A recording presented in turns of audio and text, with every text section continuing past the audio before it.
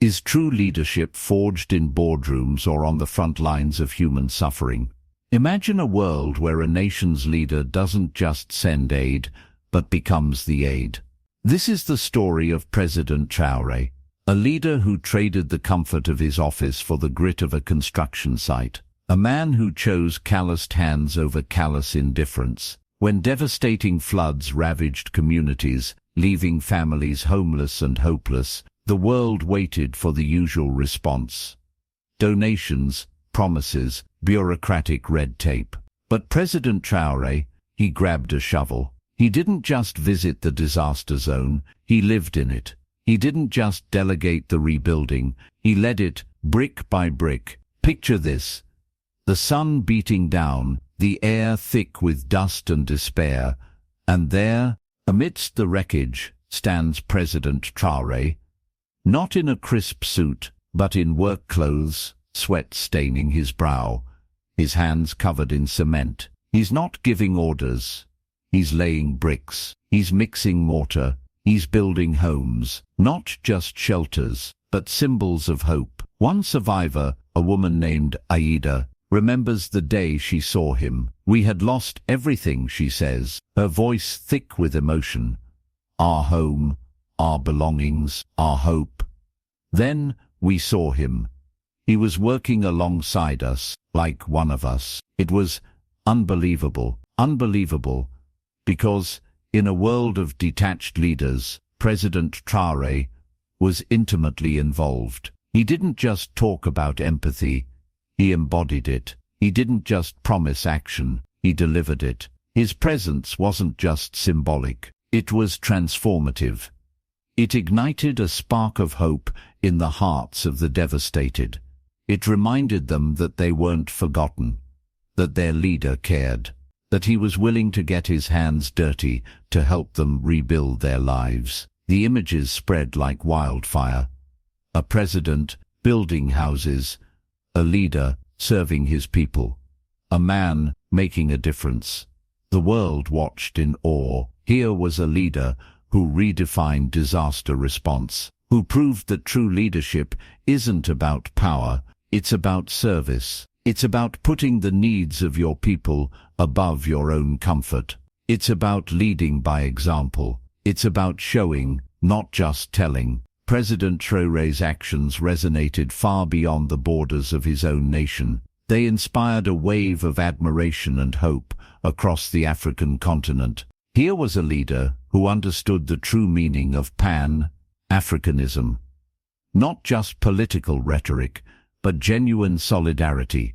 Not just empty promises, but tangible action. He showed the world that Africa is capable of solving its own problems, that it doesn't need to rely on handouts from the West, that it has the strength, the resilience, and the leadership to build a better future for itself. Imagine the impact of seeing your president, your leader, working tirelessly to rebuild your home. The sense of dignity, the feeling of empowerment, the unwavering belief that things will get better. That's the power of President Traore's actions. He didn't just rebuild houses, he rebuilt lives. He didn't just provide shelter, he provided hope. He didn't just lead a nation, he inspired a continent. He showed the world that true leadership is about heart. It's about compassion. It's about action. It's about putting your people first. President Traore's story is a testament to the power of one person to make a difference. It's a reminder that true leadership isn't about titles or positions.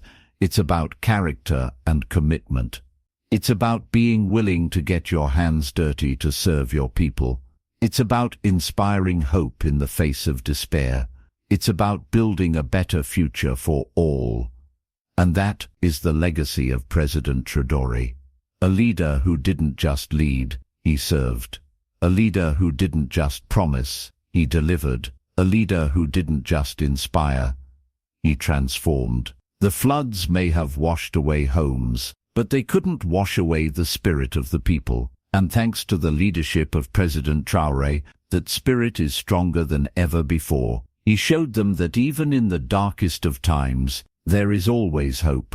that even when everything seems lost, there is always a reason to keep fighting, that even when the world seems to have forgotten you, there is always someone who cares. And that is the true meaning of leadership. To be a beacon of hope in the darkness, to be a source of strength in times of weakness, to be a servant of the people, always. President Traoré's story is a reminder that we all have the power to make a difference, that we can all be leaders in our own way, that we can all contribute to building a better world. All it takes is a little bit of heart, a little bit of compassion, and a willingness to get our hands dirty. So, what will you do to make a difference? How will you lead? How will you serve? The world is waiting. President Traoré has shown us the way. Now, it's our turn to follow. Imagine the scene, the floodwaters receding, leaving behind a trail of destruction and despair. Families huddled together, shivering and hungry, their homes reduced to rubble, the air thick with the stench of mud and decay, the silence broken only by the sobs of the heartbroken. This was the reality facing the people, a reality that seemed insurmountable, a reality that threatened to crush their spirits. But then, a figure emerged from the chaos, a figure of hope, a figure of strength, a figure of leadership, President Traoré. He didn't arrive in a motorcade, surrounded by security guards. He arrived in a truck, filled with supplies and equipment. He didn't address the people from a podium, reading from a prepared speech. He spoke to them face to face, heart to heart. He didn't offer empty promises, he offered concrete solutions. He didn't just sympathize, he empathized. He felt their pain, he shared their grief.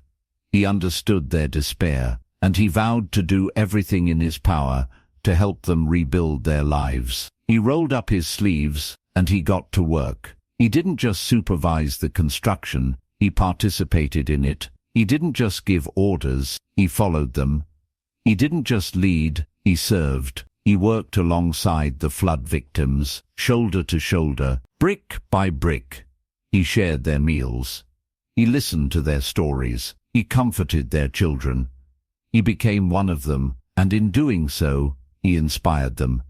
He gave them hope. He gave them strength. He gave them the will to keep fighting. The images of President Traoré working alongside his people spread like wildfire across the continent. They were a powerful symbol of leadership, of compassion, of solidarity. They showed the world that Africa is capable of solving its own problems, that it doesn't need to rely on handouts from the West, that it has the strength, the resilience, and the leadership to build a better future for itself. The impact of President Traoré's actions was profound. Not only did he help to rebuild the homes that were destroyed by the floods, but he also helped to rebuild the lives that were shattered by the disaster.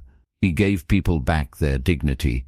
He gave them back their hope. He gave them back their belief in the future. He showed them that they were not alone, that their leader cared about them, that he was willing to do whatever it took to help them, and that is the true meaning of leadership. To be a servant of the people, to be a beacon of hope in the darkness, to be a source of strength in times of weakness. President Traoré's story is a reminder that we all have the power to make a difference, that we can all be leaders in our own way, that we can all contribute to building a better world. All it takes is a little bit of heart, a little bit of compassion, and a willingness to get our hands dirty. So, what will you do to make a difference? How will you lead? How will you serve? The world is waiting. President Traoré has shown us the way. Now, it's our turn to follow. Let's delve deeper into the heart of this extraordinary story. Beyond the images of President Traoré laying bricks, beyond the headlines proclaiming his selfless act, lies a deeper truth about leadership, about humanity, about the power of compassion. Consider the sheer logistical challenge of rebuilding a community devastated by floods, the mountains of debris to be cleared, the tons of materials to be transported, the countless hours of labor required. It would have been easy for President Traore to simply delegate these tasks to others, to sit back in his office and oversee the operation from a distance. But he didn't. He chose to immerse himself in the process, to experience the challenges firsthand, to work alongside the people he was serving, and in doing so, he gained a deeper understanding of their needs, their struggles, their hopes. He learned things that he could never have learned from a report or a briefing. He saw the resilience of the human spirit in the face of adversity. He witnessed the power of community in times of crisis. He felt the gratitude of those whose lives he was helping to rebuild. These experiences transformed him. They made him a better leader. They made him a better person. They reinforced his commitment to serving his people, and they inspired him to continue to lead by example. President Traore's actions also had a ripple effect throughout the community. His presence motivated others to get involved. People who had lost everything were inspired to help their neighbors. Those who had skills and resources volunteered their time and expertise. A sense of unity and purpose emerged from the chaos. The community began to heal itself. And as it healed, it grew stronger. It became more resilient. It became more united. It became more hopeful. President Traore's leadership was the catalyst for this transformation. He showed people that they were not victims, that they were survivors, that they had the power to rebuild their lives, that they could overcome any challenge if they worked together. His message was simple but powerful. We are all in this together. We will rebuild together. We will succeed together. And that is the essence of true leadership. To inspire hope, to foster unity, to empower people to achieve their full potential. President Traore's story is testament to the power of one person to make a difference. It's a reminder that true leadership isn't about power or privilege. It's about service and sacrifice. It's about putting the needs of others before your own. It's about leading by example. It's about inspiring hope in the face of despair. So, let us all learn from President Traore's example. Let us all strive to be leaders in our own way. Let us all commit to serving others. Let us all work together to build a better world. The world is waiting. President Traore has shown us the way. Now, it's our turn to follow. But the story doesn't end there. The rebuilding of homes was just the beginning. President Traore understood that true recovery required more than just physical reconstruction. It required addressing the underlying issues that made the community vulnerable to disasters in the first place. He launched a comprehensive program to improve infrastructure, strengthen disaster preparedness, and promote sustainable development. He invested in flood control measures, such as dams and levees, to protect communities from future floods. He established early warning systems to alert people to impending disasters. He trained community members in disaster response techniques. He promoted sustainable agricultural practices to reduce soil erosion and deforestation. He encouraged diversification of the economy to create new opportunities for employment. He invested in education and healthcare to improve the quality of life for all. These initiatives were not just about preventing future disasters. They were about building a more resilient, more equitable, and more prosperous society. President Traore understood that true leadership is about creating lasting change. It's about addressing the root causes of problems, not just treating the symptoms. It's about investing in the future, not just reacting to the present. His long-term vision for the community was inspiring. He didn't just want to rebuild what was lost. He wanted to build something better. He wanted to create a community that was stronger, more resilient, and more prosperous than ever before. And he was willing to do whatever it took to achieve that vision. He worked tirelessly to secure funding for his initiatives. He collaborated with international organizations and development agencies. He engaged with community members to ensure that their voices were heard. He held himself accountable for the results. His commitment to transparency and accountability was exemplary. He understood that true leadership requires earning the trust of the people you serve, and he earned that trust through his actions, not just his words. President Traoré's leadership transformed the community. It became a model for other communities facing similar challenges. It demonstrated that it is possible to overcome adversity and build a better future, even in the face of seemingly insurmountable obstacles. His story inspired people around the world.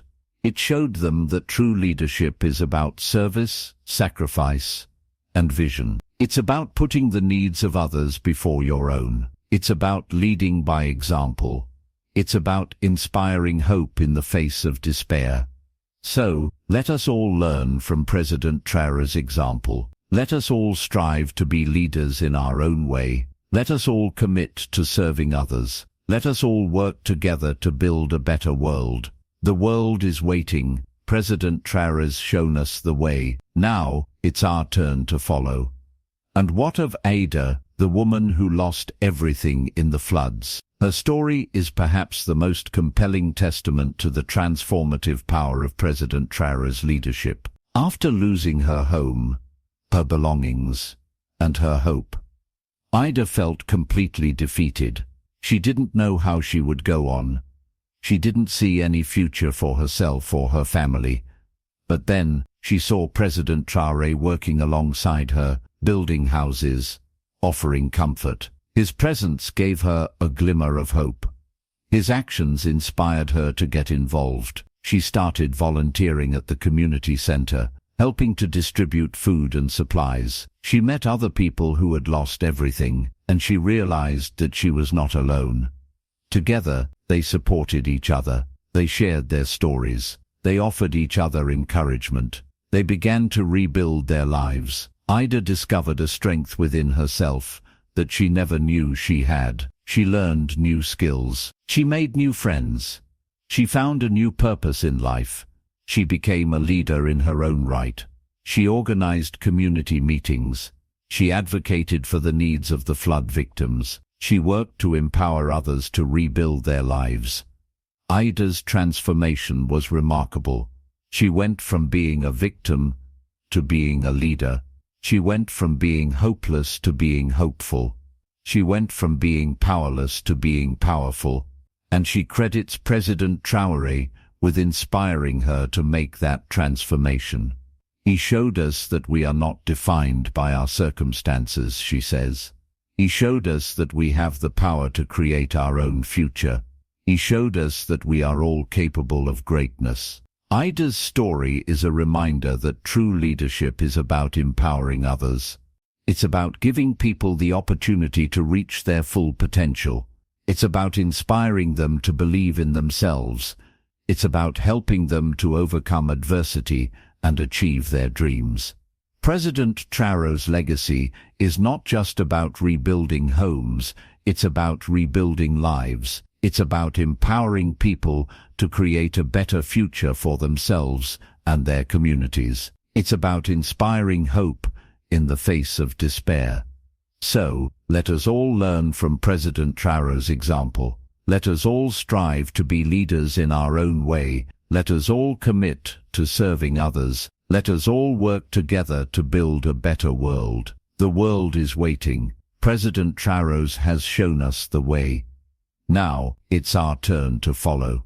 The sun sets over the newly rebuilt community, casting long shadows across the vibrant landscape. Children laugh as they play in the streets, their voices echoing with joy and hope. Families gather in their new homes, sharing meals and stories. The air is filled with a sense of peace and contentment. The community has been transformed. It is stronger, more resilient, and more prosperous than ever before. And it is all thanks to the leadership of President Traoré. He didn't just rebuild houses, he rebuilt lives. He didn't just provide shelter, he provided hope. He didn't just lead a nation, he inspired a continent. His legacy will live on for generations to come. He will be remembered as a leader who put his people first, a leader who led by example, a leader who inspired hope in the face of despair, A leader who transformed a community and inspired a continent. His story is a reminder that true leadership is about service, sacrifice, and vision. It's about putting the needs of others before your own. It's about leading by example. It's about inspiring hope in the face of despair. So, let us all learn from President Traoré's example. Let us all strive to be leaders in our own way. Let us all commit to serving others. Let us all work together to build a better world. The world is waiting. President Traoré has shown us the way. Now, it's our turn to follow. What if more leaders embraced this hands-on approach? What if more presidents traded their suits for work clothes? What if more politicians prioritized service over self-interest? Imagine the impact it would have on the world. Imagine the hope it would inspire. Imagine the change it would create.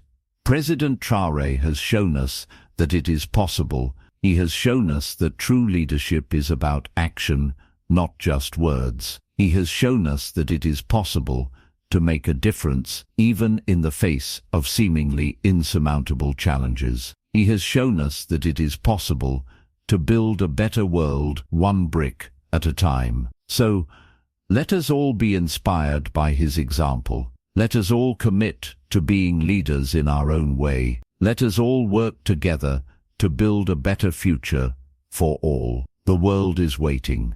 President Traoré has shown us the way. Now, it's our turn to follow. Let the story of President Traoré serve as a beacon, guiding us towards a future where leadership is defined not by power, but by compassion, not by privilege, but by service, not by words, but by action. A future where every leader is a servant of the people, and every person is empowered to reach their full potential. A future where hope triumphs over despair and unity overcomes division. A future where we all work together to build a better world for all. The world is waiting. President Traoré has shown us the way. The images flicker across the screen, hands calloused, brow furrowed in concentration, a figure amidst the rubble, not issuing orders, but laying bricks, hammering nails, building. It's a scene that defies the carefully constructed image of power,